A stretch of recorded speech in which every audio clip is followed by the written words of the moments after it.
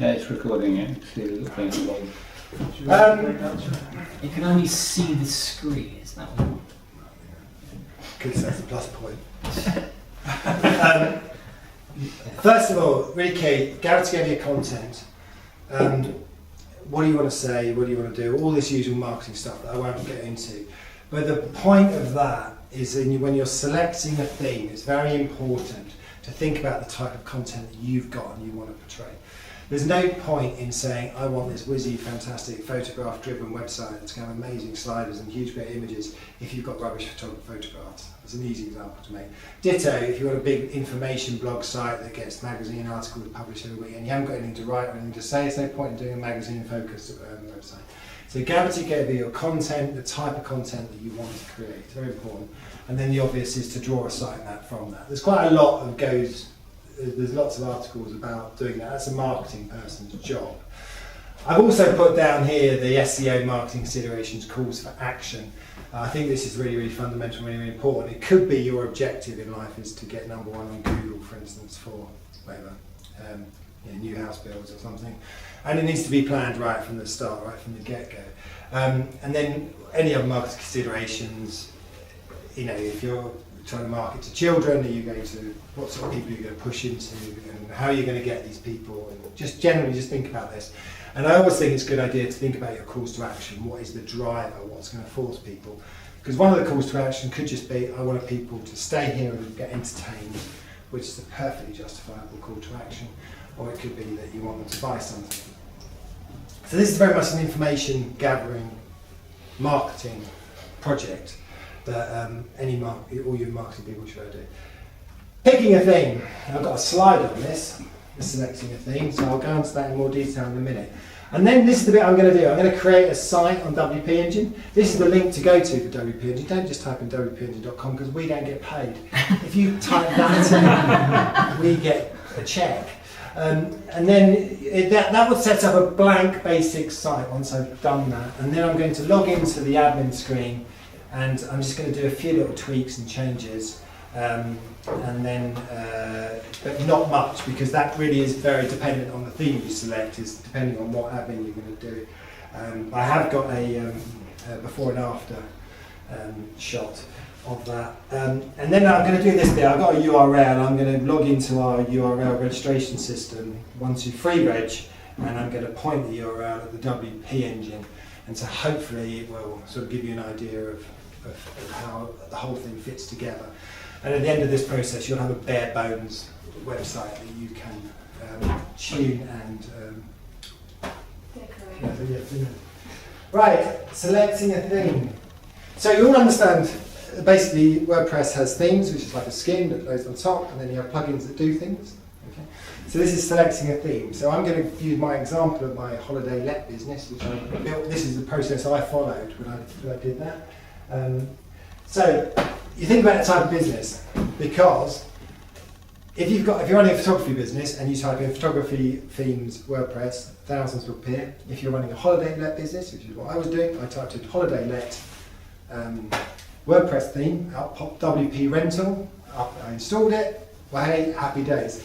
So you think about the type of business. So this is one of the objectives you could use. If you're just building a generic website, that's harder because, of course, you're not really as targeted. And things like, like on Wix, it has, I'm building a dentist website and architect's website, that's stuff. WordPress, not so much. So, but you could be doing something that's like a photographer's or holiday let, and therefore it's a really easy call. Think about your content. Again, lots of videos or images, what you're trying to do. Maybe you don't have much, so you've got to have something really fancy looking. With mine, I had really, really nice photographs, so all I really wanted was a very blank, plain site with loads of photographs sliding in, and that's basically the website. It's just an enormous crate of photographs, so that was very easy. Theme's popularity. I mean, you don't want a website that looks like everybody else's, or maybe you do, so you would consider that.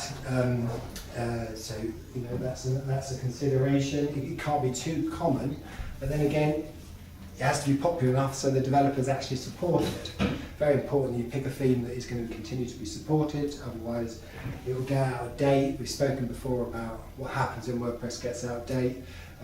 You need to buy a theme from a reputable developer that's going to be around in a few years. Ease of use. You'll see from the theme that I created is not very easy to use. I'm using a thing called Himalayas, which is a theme that we bought. It was free, sorry. So it's not really, yeah, not $50. And so it's really hard to use, I need to be honest with you. Some of the themes are fantastic. Some of the themes give you loads of options, but generally loads of options make it harder to Do you talk about using when you're building a site, or people using it once you've built it? No, you building the site. You build it, yeah. So if you're starting off, some of the things are just so easy, just filling gaps, but then not as flexible. Generally, like WooCommerce, there's a brilliant WooCommerce theme we use called WooCommerce One Pager. You know, one of those like section page, and it's in 5 minutes. It's fantastic. Others are a lot more flexible, but a lot harder to set up. So think about that. We work them out. How can you know before you buy it? Because I built one independently with a free website where I had to kind of do a lot of little codey bits, whereas obviously there's the experience that we had, and there's loads of functionality within. How do you know? You don't know Until yeah. You have to look at the demo pages. They've got lots of demo pages. Yeah, but it doesn't really tell you until you're into Yeah. One of my instincts when it comes to theme developers is to look and see whether they've, as well as their commercial product, whether they've got a free product on the WordPress.org theme library, which is the standard, the off-the-shelf, the free, because that's going to give you a chance to play around to see whether or not they're dotting the i's and crossing the t's. If you get an interface that on the free site that you feel is bad, and they're not they're giving it away, but it's in their interest to give something away that looks really good, that entices you to give them money. And if their free product is bad, question whether or not you buy it. That's actually a good point. You can get a lot of commercial themes have got a free non-pro version with a few less features, and you can test them out there, and then just ask them a question on the support forums, and if you get an answer that isn't dismissive, it's a good start. What an answer. If you get an answer, Yeah. I mean, you will get popular favourites. I mean, they're probably, I don't know where you spend, but do you use the same themes over and over again? I'll make my own, so. I used to, yeah, I ask you to use it. But there are developers that use the same theme for, I mean, you've seen how flexible the one we picked for, what you picked for Navigator is. You could pretty much do whatever you like. Yeah. So if you realise you've made a mistake after Buy a say, new a couple one. of weeks, you just buy a new one. most of your content will survive in some form.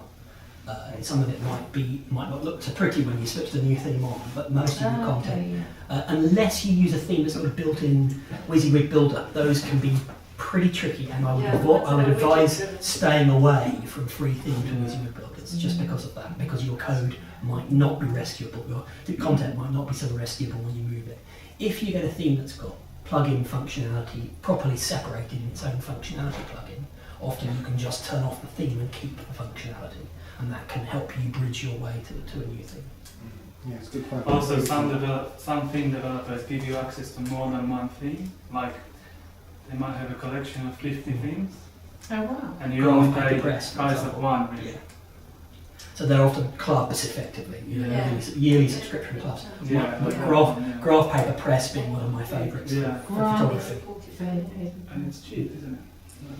The only answer you got to keep, we're talking $50 for a theme, and You took the next question out of my... yeah, no, I mean, there are loads that are free as well. I mean, tons. And there's nothing. Quite often they do freemium models, so you buy free, and then if you want to upgrade, you can pay more. Not your fault, but I actually feel like I've landed on the moon of a rare planet that's not been discovered yet. Okay. The words that are being used.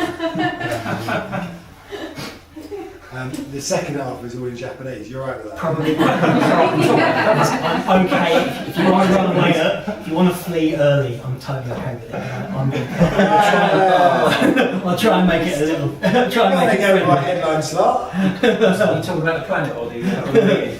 That's a nice breeze. I'm going to waffle a bit about levels of purchase because I don't really know what I'm talking about, but maybe somebody would interject. But there are various levels of purchase. I mentioned about free, and then they pay for extra bits. Then there's like pay $50 to buy a theme. Then there's the subscription model where we subscribe, I think, to Theme Forest, and so we pay an annual license, and then we get to download as many themes as we wish. There's other themes where you can buy and you can give them $5,000 and they won't sell it another copy, yada yada yada. There's lots of different payment options. And as I say, there are loads of free ones. So, and don't just necessarily think free is worse than paid. It's just maybe a bit more restricted. It's usually worse in terms of support. Yeah, you won't get support. Yeah. But then again, I don't know. Is support you get paid? Who needs support? It is, Paid? because you ask them questions, like submit a ticket and they come Do you back have to that? Yeah. Yeah, I do. Have you? Yeah. I've never done it for any of the 2 themes I've purchased. But yeah, there are, anyway, the different levels of purchasing. Generally, I mean, my personal opinion is when you're building a website is focus on the content. You know, that is the king. I mean, because it doesn't matter how good it looks. Though, if it's rubbish at the end of it, then no one's going to look at it. So the theme part, you can get a bit bogged down with it all, really. And we get a lot of clients saying, oh, you know, do this amazing photo, you know, like Calvin Klein's website, we want a website that looks like that. Okay, great, where's the photographs? And they'll show you some pictures of Could the end up inside pants, of couldn't it? halls, you know, like loads of exhibition booths and things. You know, sorry, you can see the difference. Yeah, oh, sorry, sorry, thank you. He's trying to make it as a writer, remember? Right, shall I build, now this is get an option here, I can either talk about why I like WPEngine or I can just go and build the website. Are we all, you know, Build really it. excited to build the website? Good Okay, luck, Dom. thank you. Here's how I did We'll set that. the clock running. Okay, 25 past. Pizza's coming at 2:15. Right, I logged in here because this is we've got a professional, got a business plan, so we've got 25 licenses. But when you first, off the bat, this will be blank. There won't be any of this. These are all our websites, obviously, not all of them. These are the ones that are on WPEngine. So pretends this is blank, and I'm going to press the add install button now. And I'm going to build a website. Now, this is the website I'm going to build. This is one we did earlier. Well, I didn't. Tracy did. So, who's this little rock star here? He looks pretty cool. So, this is the website for this building. Finally getting around to building one for this building. What we wanted is just a brochureware website that just looked quite fancy and was very easy to set up. I will be building more functionality into this afterwards. So I wanted something quite small, quite light, didn't want to have loads of functionality with it. I'll be building event booking and all sorts of stuff going into it. And literally Tracy spent hours poring over this. And then you've got lots of photographs. This is quite nice little features. This effect here is called parallax, as you know, the image stays still. And then we were thinking about marketing. We've got various different buildings, and we're not doing that anymore. And then the below here is quite a cool gallery with some various rogues on it. So this is it's a very simple theme. Photographs are important. Some sort of one-page thing I wanted because I didn't really want to talk too much. I didn't want to go off different pages. So we selected the theme called Himalayas theme. And the main decision was we had it lying around. We bought it. I don't know why we had it. Yeah, it was We've free. used it before for a client, and then we It bought was that one. free, yeah. Okay, so what I'm going to do is so first of all, I get the name. I've got to make one up that I haven't used before. Dom, could you explain what WPEngine is? Yeah. Oh, sorry. Can I not explain? Why? Am I going to do that then? Oh, right, okay. So I'm going to have to use this board. Do you mind if I just come back? Right, you're really testing my knowledge here. So, when someone types in the house.tw, again, correct me for it. So this is the DNS, this is the domain name. And I'm going to register this with 123reg. And imagine that as being a big old phone book that just goes, it's over here. And then that goes to a hosting company, which is WPEngine, right? Which has got the actual website on it. Is it free to host a WP? No. And then that runs WordPress, which then runs a theme, which we are using, a theme called Himalayas. Yeah. I can't spell Himalayas, that's why Hima. And then that's got content on it that we add photographs and stuff. So www.house goes down, where's that? WPEngine is the hosting environment. I bought hosting on here, which is $29 a month. I registered my domain name. So does that answer the question? You think? Yeah. So if I got free hosting with Adobe, which I do, then can you still build a WordPress site? You just got to plan it. That's a question for Mike later. I'll deal with that one later on. There may, Okay. there may be a way. Okay. I have quite strong views about people paying for hosting. I think you should. So it's a hosting you company should. dedicated It's to just for hosting. support. I mean, you know, if it goes down, it's who are you going to phone? Ghostbusters. Maybe I Tracy? didn't want to answer that question. Okay. Okay. So, yeah, but, I'll talk about why I like it. Why I think And my talk goes to some extent into which kind of hosting class WPEngine is in. 2010. Right.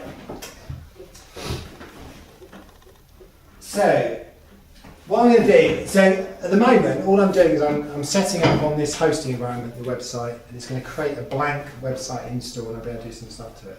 There are various settings here that I don't really know what they do, to be totally honest with you, apart from multi-site. And Mike's going to talk a bit about multi-site. Multi-site is where you run a number of different websites with the same install. So WordPress.com is probably the biggest multi-site example. We run at Mirror Media, we run a multi-site called Mirror CX, and it's sort of like a registration. That's not a good start, Oh yeah. It's actually WordPress. Well, it's actually WPEngine. Oh, it's back. It's the internet, probably. Yeah, it might have been that. Actually, I have to look up there. So I don't want a multi-site. This environment thing is something they just created. I don't worry about that. And what you can do, this is particularly relevant I think to you guys, is because I've got a business plan on WPEngine, I can create copies of any of the sites I do. So you could start with a clean copy of, say you build this site and you really like it and you want to create something using a similar theme. So say that as effectively kind of thing. Yeah. Okay. That doesn't mean using up one of your installs though, doesn't it? To have to use it because it's a live template, isn't it? So it does use one. That's a list of all your current installs. Yeah, but it's quite an easy, simple way of doing Yeah. like a code library, isn't it? Really. I mean, that's. Yeah, I mean it does mean that you can go back and maintain that template and upgrade it, which is when you then copy. Oh no, you just copy an existing client site. I think. Right, but I mean it's a template site that you could update. You can add features to it, so you can. Yeah. But it does use when you've got one of the basic plans. It does use one of the installs. Yeah, to have the template sitting there. Yeah. Yeah. Okay, so now it's being built and an email is being sent. So. So if you've got multi-site, then you can have multiple sites on your account. Whereas if you've got one and you wanted to update it in the background, I know there's a way of doing that, but I don't know how yet. You can. Yeah, but I don't think multi-site's for you guys. I think multi-site's a bit more. The problem with multi-site is actually one thing, really. So if you want to make a change, you have to make a change to globally. So for example, Mirror CX, which we run as a multi-site, has got 100 sites on it, I think. No, maybe 60 sites. We've got another one that's called Consequence, we've got another 60 websites. And if we make a change to the theme, it goes to every single one of our clients, every single one of our websites. So you have to be really sure that that is what you're doing and that's solid. And it's a bit of a, you make a change, of course, it might not have an impact because they might not be using that feature, but you have to still test it on the right thing. So it's all quite. So we have to do one at a time. So on multi-site, you can't have multiple themes installed and select a theme per site.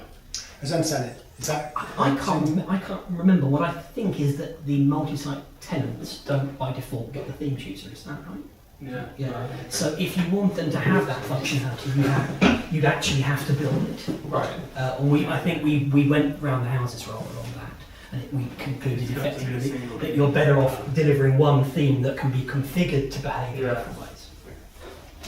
I mean, there isn't really much justification for using multi-site unless you're going to have a core. The same thing over and over again. I mean, You might just have multiple. You're just causing problems to yourself, really. Don't you think? So why did you do Yeah. it? We did it because we wanted to build sites really, really quickly. So we Right. sell sites for 500 quid, and so Right. you just press a button and it builds a site, and everything's Yeah, there, yeah, and the theme's installed, and everything's sorted. And Yeah. So we, within your, we just fill it in. We just fill the colours in. Yeah. Okay, so like colours and logos are based on the domain it's come from, are they? No, so each install has its own set of content, and every single setting, every single okay. theme option setting is an app. Yeah, so like the logo is a theme option setting. But I mean, I've got a slide on this which I can probably now skip, but the classic, really classic example of a viable WordPress multi-site is something like a university blog platform. Harvard Blogs, for example, runs on WordPress multi-site. So you've got tens of thousands of students who want to blog, and you've either got to support tens of thousands of people uploading static HTML, which isn't much fun, or you go to the trouble of deciding what functionality you'd like all of those users to be able to have. yeah, You customize WordPress multi-site to deliver those functionality. So you add the plugins that you would expect them to have. You really tailor for mass consumption that way, and that's the classic example of WordPress multi-site. So now I've got this email that's told me that I built my basic blank website. I think, and so then the next stage is for me to what one would do is would then log in to the admin screen, pick a theme, build it, all that sort of jazz. So I'll do that.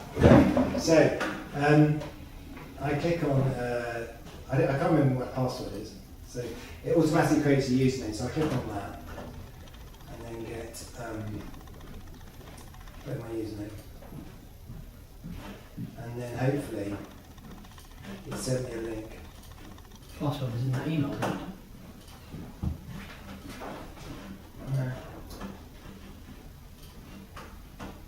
And there we go, password reset. So I click on that.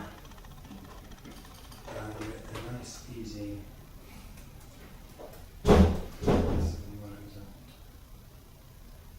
I've got to think of a strong password that's Golden Klein. Or postcode. Tunbridge.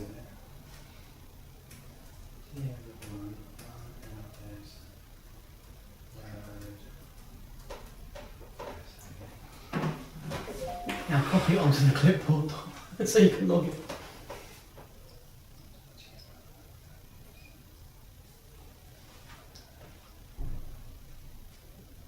Come back to paper and pencil.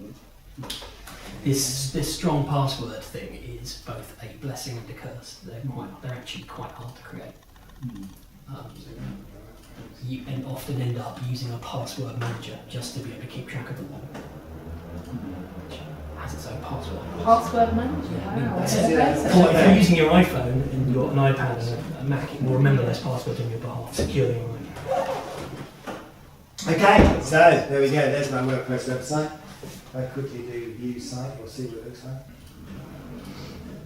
And there it is. Oh, I've seen that. So that's the sort of default standard theme. So going back to my presentation, I've arrived. So what I've done so far is I've got down to this point here. I've clicked on that link and I've built a site, logged into admin. And now what you'd normally do before you point the URL is you'd probably build it because you want to keep it on a dev URL. The only thing I would say is if you've got a brand new URL, try and age it a bit because Google likes to have some content. So you could put the URL live. What we've got on our sites, we've got a plugin that we use. I think we wrote it, but it's probably available everywhere. There's a holding page plugin, so you select holding page and only admins can see the website because you really want to try and get that URL out into the world before you launch the site. Anyway, so now I'm going to tweak the theme and build the site. So to do that, in my admin, I go appearance and themes. Now this, here you could add a new theme, like upload the theme that you purchased. So you got it from somewhere, normally use the instructions on how to do it. I'm going to cheat and I'm going to type into here Himalayas. If I can, It's not installed, is it? no, just, Don't you need to add new? You add new, Dom. Yes, new, and you type in search themes. And so basically what's happened here is that WPEngine, to make your life easier, has got a whole load of themes that are like standard themes. I mean, Himalayas then it's free, so I just typed in Himalayas and up it popped. And so now I can then select that, install. How did that already have that on there? Sorry. Parallax, that's my word. Because WPEngine has a number of That's the WordPress themes theme. that it just installs. Isn't that the WordPress theme library? That's a WordPress theme. That's Oh, is that the WordPress? That's the WordPress theme library. So that it's a freely available theme that you can install from anywhere. Yeah. So So there we go. sorry, where's it installing it? On your On my machine or on this? On In the this. clouds. What's So- happening at this point is The that, moment- Sorry, go on, mate. what's happening at this point is that the WordPress installation, the software that's running at WPEngine, your installation of WordPress, is now pulling down. I think it's a zip file that it pulls down from Yeah. a WordPress theme library, unpacks it, installs it, and configures it. It's got the same broad mechanism is used to add a plugin. Essentially, though, that theme library is managed at WordPress's sort of headquarters website, and it's being downloaded and installed at that In point. the air. So this is the theme out of the box. This is what it looked like. And now what I've done is I've selected this Himalayas. I've installed the Himalayas thing, and now I'm just going to activate it. And now if I refresh this homepage, you'll see that the look of the site has changed. It's now running the theme Himalayas theme. So I'm now ready to build my website basically. I've got my theme, I've got everything ready. And this is where you go into, you need to, so in this particular theme, this is a customized one. And I've got a header media. No, where is it? Site identity, select the logo. I'm going to quickly upload that logo, which is the house logo. I'm going to select it, I'm going to skip the plugin. And then I'm going to go in here. I mean, basically, this, what if I do this? Hit options. Where is it, Tracy? Design options. Yeah, go to the bottom one.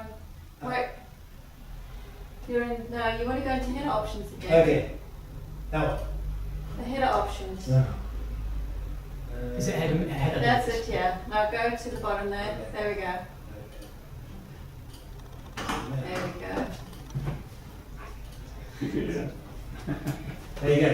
So if I go this particular thing, then what I would recommend you do, and you probably would have done this before you even selected the theme, when you're on that ease of use thing, is watch some videos. They normally do promotional videos of how to edit it, how to maintain it. Could I just interject one little point, which is that a lot of these off-the-shelf themes, when you get them like this, you see a preview image that's really attractive, and then you drop into the site and you're really in a really plain environment. A lot of them actually come with an installable sample content that you can press a button and you can see it in its, you can see example content that's kind of pre-canned that you can then explore the theme's functionality with without having to write all the content yourself. Yeah, so you go to tools and import. They'll give you a file. Yeah.